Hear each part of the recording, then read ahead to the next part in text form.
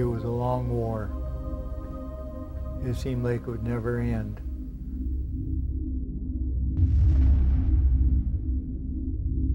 I went in where the Incheon landing took place, but we came after that.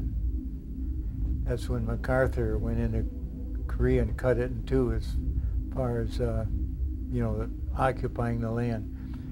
The Incheon landing, I came in, went to Seoul, and then went up to the front lines in one day.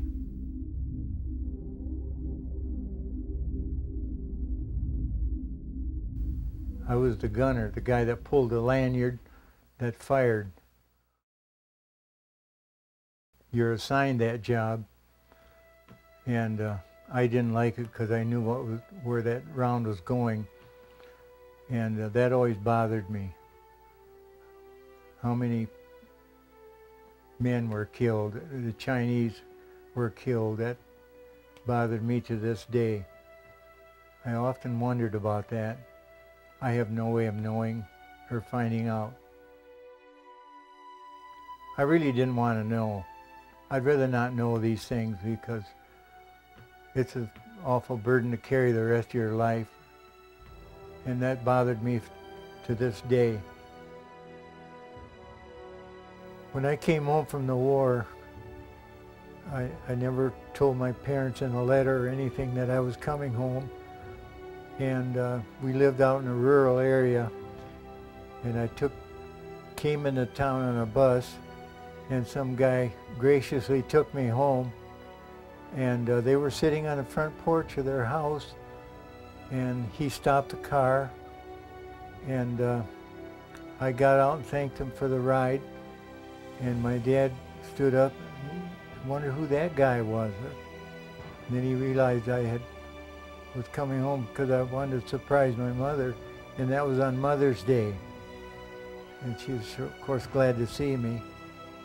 But he told me a couple of days later that I sure changed a lot, and he didn't know me anymore. And I said, well, you remember 2.5 years went by before I was even home again, and you got to change. War always changes people. Some people it doesn't affect any, and some people it affects a lot. And I think I'm one of the guys that affected a lot. I think the killing was the biggest thing. All the other stuff is incidental, but taking another life really bothered me. And we don't know how many lives we've taken either.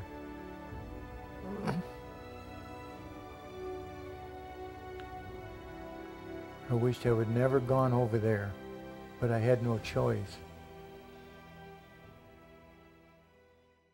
When I went to that reunion, the 5th Regimental Unit in reunion in Springfield, Missouri, and I heard all the stuff that happened that I didn't even know about, and in the casualty list, I stood in the hallway and bawled like a baby, and never told my wife that or anything.